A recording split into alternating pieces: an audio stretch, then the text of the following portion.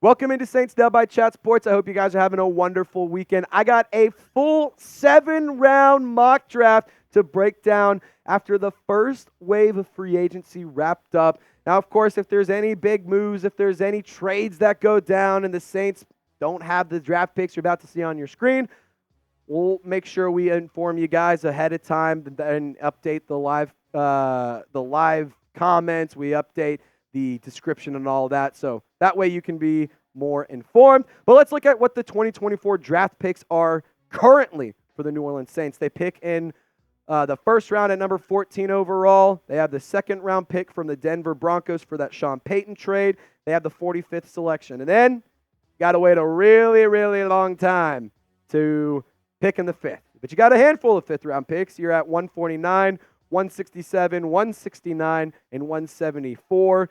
The latter three are comp picks for David Onyemata, Caden Ellis, and Marcus Davenport leaving in free agency last year. Round 6, 189, round 6, 198, and round 7, 239. That rounds out the draft picks. So who would you draft in round 1, Saints fans? I want you guys to take a quick second and let me know in the comment section before I tell you who I selected in my mock draft. Is it a quarterback? Is it an offensive lineman, defensive lineman? Is it a tight end like Brock Bowers? Is it a wide receiver? Let me know, who would you select at number 14 overall? So, number 14 overall, I am selecting Troy Fauntanu, the offensive tackle for the Washington Huskies. And this guy was really good last year, and I personally think he would be an excellent fit for the New Orleans Saints. Looking at his production, the overall PFF grade in just under 1,000 snaps, 75.1. The pass blocking grade is stellar. The run blocking grade, not that great. It does kind of concern me. However, I think that he is a piece that could be extremely impactful in terms of the pass blocking and could learn how to become a better run blocker through the experience and through some time in the NFL and some new coaching. And he did also allow 2 sacks this offseason. Now, why I went offensive line here, I just wanted to kind of add some context there. I do think that Chase Young is a Saint. I think that the New Orleans Saints are going to do everything they can to try and sign the former Defensive Rookie of the Year, the former Commander, the former 49er. He's a really talented player that has some really high upside. The production kind of has been slipping, and it's missed some time here and there. But in terms of the meeting, it got rescheduled. It was supposed to be on Friday, March 15th, but it got rescheduled. Don't know the dates on that. If there is any updates, I'll let you know in the comments section. So I went offensive line because I think that they're going to address edge rusher in free agency. Now, round 2, number 45 overall, I selected Xavier Legette because I think he would be a really good addition to the Saints offense. And if you looked up that video of him talking, you'd understand that this is a pretty good impression. And more so, it's a Forrest Gump than anything. Not trying to make fun of him. It's just trying to have some fun. It's YouTube. Take it easy, guys. But Xavier Legette, dude, this guy would be so intriguing in New Orleans. He is a big-bodied dude, 1,200 yards, 7 touchdowns, 71 catches.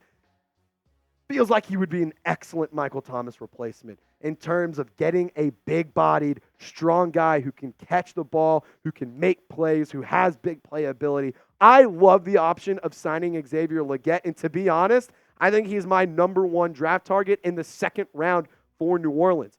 Looking at the depth chart right now, this is the updated depth chart as of the time of filming this video. Cedric Wilson signed recently in free agency, and then on top of that, Stanley Morgan, a special teams guy, probably really won't even rack up any receptions for the Saints. To be honest, I would be extremely surprised if he had more than 10 catches this year.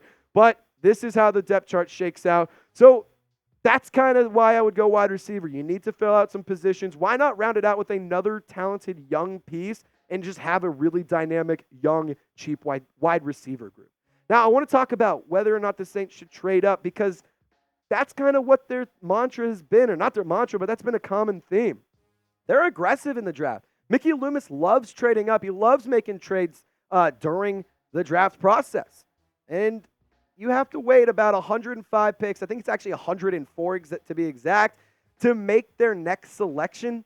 It's not ideal.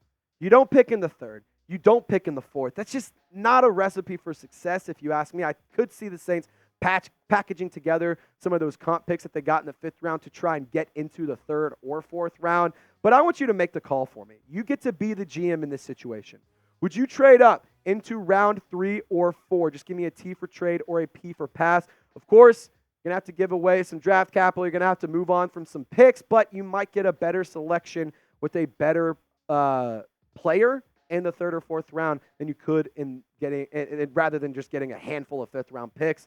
I don't mind the idea of trading up. I also don't hate the idea of just hanging out and rolling with what you got and making the best out of the draft situation. I'm not saying I want the Saints to tank, but they do have to start kind of getting this cap situation under control. They got to start building for the future, not just for right now. They got to start building a team and a unit that can succeed in the long term. Now, I think that this player could help do just that. At round 5, number 150 overall, I had the Saints selecting Zak Zinter, the guard out of Michigan. Now, he is a really, really intriguing prospect. The overall grade, the pass blocking grade, and the run blocking grade are all solid. Didn't allow a sack. Didn't allow a hit. I think he only allowed 2 sacks in his entire collegiate career, if I have that correct. But you can double check. You can fact check me on that. My point with this pick is the interior offensive line was terrible last year. Cesar Ruiz, awful. Just got an extension last offseason. He played terribly. James Hurst, shout out to him for taking a pay cut, but to be honest, he should have. He played terribly. Zack Zinter, maybe he won't play terribly. Like, this is just the point. Offensive line needs to get better, so I don't mind bringing in a guy like Zack Zinter in the 5th round. I think it'd be a good selection. That's why I went with this player. Now, another 5th round selection, I took the brother of Run CMC. You know him, Christian McCaffrey. His little brother, Luke McCaffrey, is in the draft this year, so I went ahead and took the Rice wide receiver in this year's draft, and I think that he could be a good option. He started his career as a quarterback in Nebraska, and he spent 2 years there, so dare I say you could have like a 2 Taysom Hill set? I don't know, Jim. People are talking. But in reality, he did transfer to Rice. He made the switch to wide receiver from quarterback. And over the last 2 years, he's had a really, really solid production. 126 catches, over 1,600 yards, and 18 touchdowns. Christian McCaffrey is really good at football. I wouldn't mind using a late-round pick on somebody from the same bloodline. Tends to be a pretty good plan for some of these teams. J.J. Watt, T.J. Watt, Nick Bosa, Joey Bosa, just a couple of examples. I wouldn't hate this option for the New Orleans Saints because you can never have enough wide receivers. I know this is the second guy that I've taken in the draft, but you can never have enough. Players get hurt. Players go down. Players get moved. Players get cut. Things happen. You can never have enough wide receivers. My biggest thing is I'm a greedy son of a gun when it comes to pass catchers. I want all of them. Give me every pass catcher because I'm old enough to remember when Marquez Callaway and Deontay Hardy were your wide receiver 1 and 2. I like them as people. I think they're great dudes. They're really entertaining, and they were fun in New Orleans. But neither of them are top-tier wide receivers. Like, give me all the wide receivers. Give me all of them. I want every wide receiver I can possibly get because I want my roster to win no matter what and have no excuses for lackluster offensive production. Now let's kick it to the defensive side of the ball. I went with Jaylin Simpson, the safety out of Auburn. And I think that he could be a really good fit, a sneaky good fit, because not only can he play in the deep safety role, he can also play in the slot and he can also play in the box. The Saints have been missing a really good slot presence since they moved on from C.J. Gardner-Johnson, who just re-signed with the Philadelphia Eagles not too long ago. Now, they tried it out with Alontae Taylor. The experiment didn't really work all that well, so they kicked him back outside, and he's a lot more effective on the outside when he can utilize the sideline. But Jaylin Simpson, he's good in coverage. Kind of struggles against the run. The PFF grade shows that he is much better again in pass protection. But look at this note right here. The production last year, he had 1 touchdown allowed, 4 interceptions, 5 pass breakups, an 87.4 PFF coverage grade, and he had a 20% forced incompletion rate. I wouldn't hate this selection whatsoever in the later round picks. Jaylin Simpson could be a nice option And with the coaching from Dennis Allen, I know I'm the guy who talks a lot of mess about him as a head coach. But the dude can coach defense, and there is no doubt that he has been able to develop some really young players that were late-round selections. Jordan Howden, for example. Get a repeat in Jordan Howden, maybe? Who knows? But smash the thumbs up icon if you are excited for the 2024 NFL Draft. We're just a handful of weeks away. It'll be here before you know it, and we're going to be here to break it all down for you, and we're going to be giving you guys coverage of all the picks that the New Orleans Saints select. So help a brother out, like the video, so that way we can know if you are pumped up for the draft. Now, for the next selection, I went with offensive tackle out of North Dakota State, Jaylin Sundell. And I know that a lot of y'all are probably a little bit hesitant on this kind of selection because of the Trevor Penning, the way that he's panned out. I get it. But this is not a pick in the first round. This is a pick in the day 3. And the production for him is pretty good, dude. Like, I get it. He's not going up against the Alabamas and the Ohio States and the Michigans and the Texases of the world. But still was pretty freaking good. An 82.9 overall PFF grade, 78 run blocking grade. The pass blocking grade is nice. He had a 74.0 gap grade. And in terms of the zone grade, 77.9. Only allowing 1 sack, 0 quarterback hits, and 8 hurries. Again, this is a late round selection. If anything, he's a depth piece that can be rotated in and compete with Trevor Penning. The Saints need offensive line help. So, of course, I'm going to add some offensive line help. It doesn't matter where he came from. When you guys see this kind of production, that's a guy I'm interested in. So this is a really, really interesting selection here. Last year, I was extremely high on Ivan Pace. I wanted the Saints to select him in the 4th round. I wanted him selected in the 5th round, 6th round. I didn't care. He went as a UDFA to the Minnesota Vikings and is now a starting linebacker. So Saints front office, maybe listen to me on this one. Jaylin Green, the edge rusher out of JMU. Dude, like, look. That's my argument. 15 and a half sacks, 21 tackles for loss, 50 tackles. He logged an interception and 2 forced fumbles.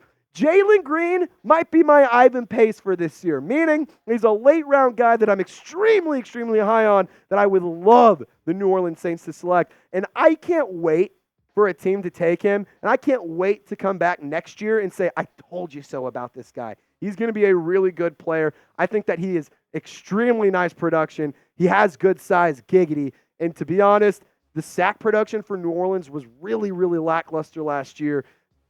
Carl Granderson led the team in sacks.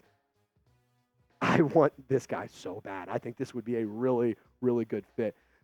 We talked a little bit about Alante Taylor and some of these other picks from 2022, but I want you guys to let me know who was the best pick in 2023. Hot take? Jordan Howden and A.T. Perry, steals of the draft. Brian Brzee was clearly a great pick. He was number 3 for the New Orleans Saints in sack production last year as a rookie defensive tackle. Hell yeah, I'll take that. But in terms of the best draft pick and the best value, like A.T. Perry and Jordan Howden that late, man, feels like it's a crazy steal. So for this answer, I'm going to go with those 2 guys. All right, couple more picks to get to you. Joshua Cephas, a wide receiver out of UTSA. He has met with the New Orleans Saints in an official meeting. So there's clearly some interest there from the black and gold and with the Road Runners wide receiver. Dude, when I looked at the production for this guy, I was shocked. Honestly, I was very, very shocked. 10 touchdowns, almost 13 yards per catch, and over 1,100 yards on just 89 receptions. He does have some off-field stuff that has happened in the past. I'm not going to get too much into that because that's not my place. But if you want to do your research, Google it yourself. Make your own opinion there. I think that this is a player that could be really impactful as a wide receiver, especially as a late-round pick. I'm definitely interested in bringing in this guy. And for the last pick of the New Orleans Saints mock draft, I'm going with Willie Roberts, the kid out of Louisiana Tech. I love this guy. He is a really talented player for the Bulldogs in the production in 708 snaps. He had a passer rating when targeted of 47.0. He logged 1 interception, and he only allowed 205 yards with a coverage grade of 76.4. I'm not going to sit here and say that they need a cornerback, but again, like Marshawn Lattimore could get hurt. Paulson Adebo might need to come off and tie his shoe. Isaac Yiadom is currently not on the roster. He's visiting with some other teams in free agency, so maybe that's an option to bring in another corner, just give you some depth and give you a little bit of help there. I don't think that this is a bad pick whatsoever. Now, PFF, I think they kind of screwed me here. A B- feels like it's a really low grade. However, I think that my mock draft, I'm going to give it an A. You see every pick that I made for New Orleans. Troy Fauntanu, Xavier Legette, Zak Zinter, Luke McCaffrey, Jaylin Simpson, Jalen Sundell, Jalen Green. I didn't even notice I did that. That's hilarious. I didn't even notice that happened. Joshua Cephas and Willie Roberts to round it out. I think that this would be a really good draft for New Orleans, and I want you guys to grade it for me in the comments section. What do you think? A, B, C, D, or F? Tear me a new one if you think it's awful. Think it's pretty good. Show me some love and let me know what picks you liked, but give me a letter grade down in the comment section. And Saints fans, y'all stay golden. We'll see you next time.